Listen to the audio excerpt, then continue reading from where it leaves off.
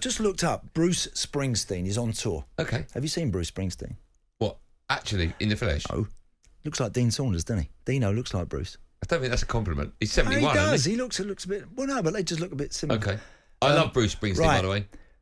So Bruce Springsteen, how about this, right? I'm talking about what you've got to do in order to... Once you've got yourself to the very top, and then what you do when you... Because they have to tour everywhere now. The bands have to tour because they don't sell... Because nobody buys music anymore, right? So he's in Birmingham, 16th of June. Bruce Springsteen's in Birmingham? Yeah, he is. Villa Park, yeah. Okay.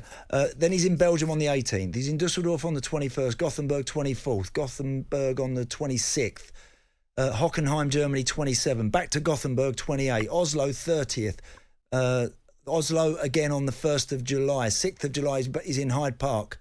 He's there for a couple of nights. He goes to Copenhagen on the 11th, Copenhagen on the 13th, Hamburg on the 15th. Okay.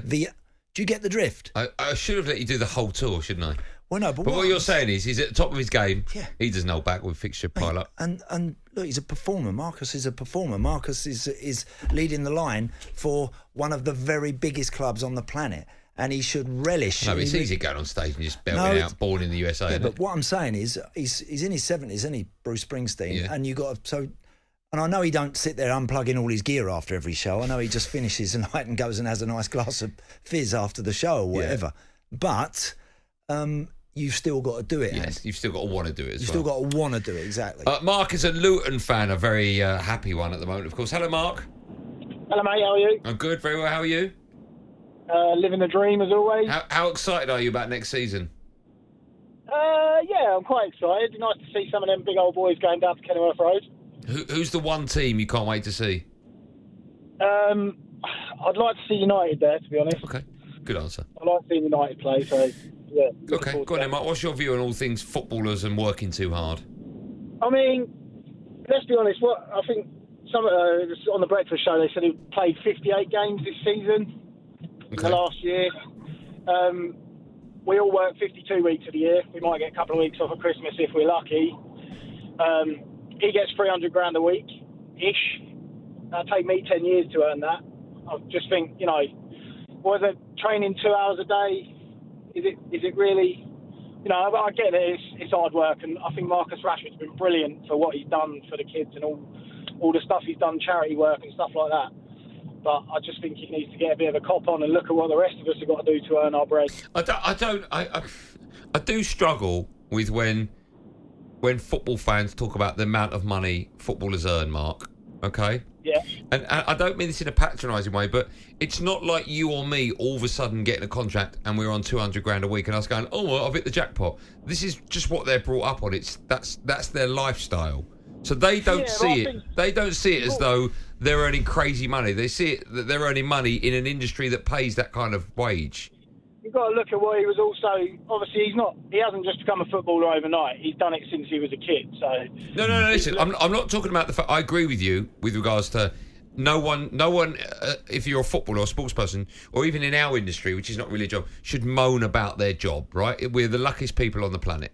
Okay, but I just think when you bring up how much money a footballer earns, I think that's a little bit unfair. But it's impossible not to, and it's impossible for Mark to not bring that up, and it's not. But that's not a footballer's fault. It's not a comparison because they don't compare at all. But it's impossible not to bring that up as a factor. Because for most people, they would like, to be in the realms of anything like that sort of salary. I don't know, because if I was on 200 they would grand make a week, more sacrifices. If I was on 200 grand a week, I'd be like, oh my God, I can't believe I could. But it's not like it's just fallen on his lap yesterday. It's that the money's irrelevant, and rightly so to Marcus Rashford. Right? If he's earning 200 grand a week or 400 grand a week, that will not change Can't his be outlook. irrelevant to him because otherwise he could do it for nothing. So it's not irrelevant to him. No, but what I'm saying is more money. If someone said, what's it going to take for you to stop moaning about fixture pile up, and he goes, double more wages, that will never be a conversation. Right. That I would agree with. Do you know what I think? I think managers when they bleat about fixture pile ups, and I understand it can be frustrating for them when they've got injuries and they've got big spells and big matches coming up and they don't have the biggest squad to choose from, and they get frustrated and they chip and they get asked a question and they start raising their eyebrows at the amount of fixtures they're having to go through.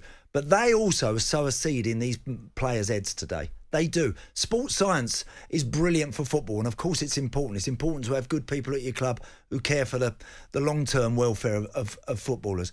But also, they get into the heads of these young boys to tell them they can't play today. You can't train tomorrow. Yes, you can.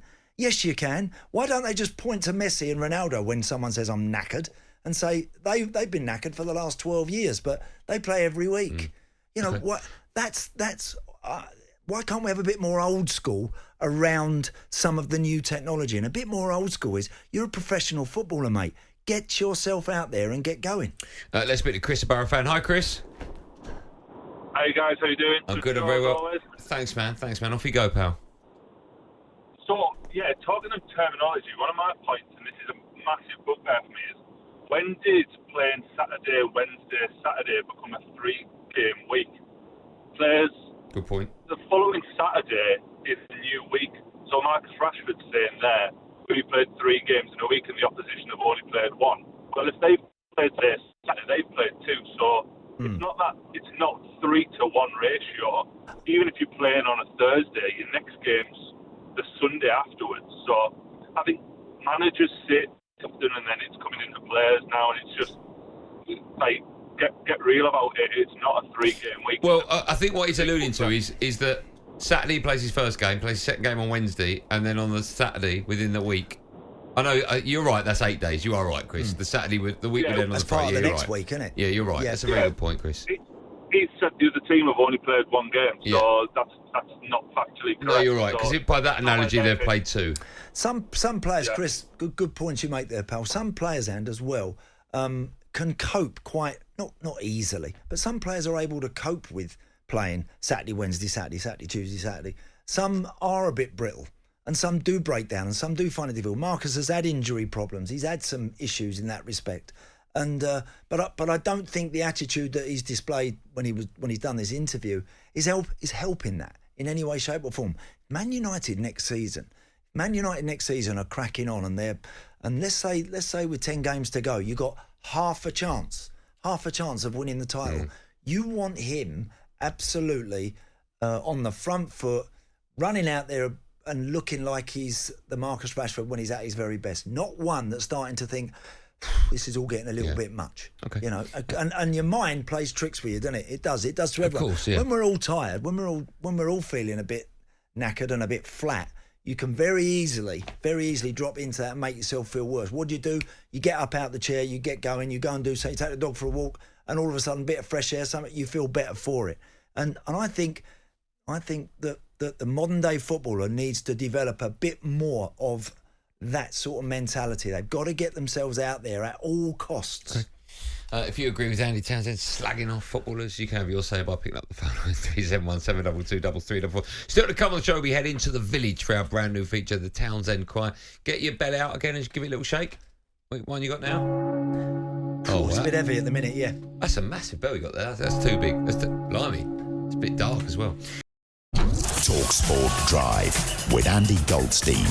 Monday to Friday afternoon from 4 on AM, on DAB, via the talkSPORT app and on your smart speaker. talkSPORT.